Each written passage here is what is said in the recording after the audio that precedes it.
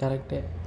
Nirmala Sitharaman madam ఏం చేస్తుందంటే మొత్తం ఇప్పుడు బీజేపీ అండ్ కాంగ్రెస్ వేరే పార్టీ అలయన్సెస్ ఉన్నాయి కదా, వాళ్ళకి హెల్ప్ చేసినట్టే అవుతుంది.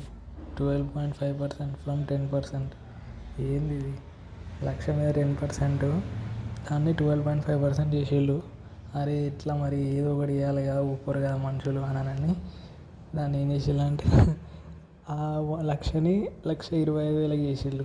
ఇప్పుడు అంటే అర్థం ఏమైంది మనకి, అర్థం చేసుకోవాల్సిన మెయిన్ పాయింట్ అంటే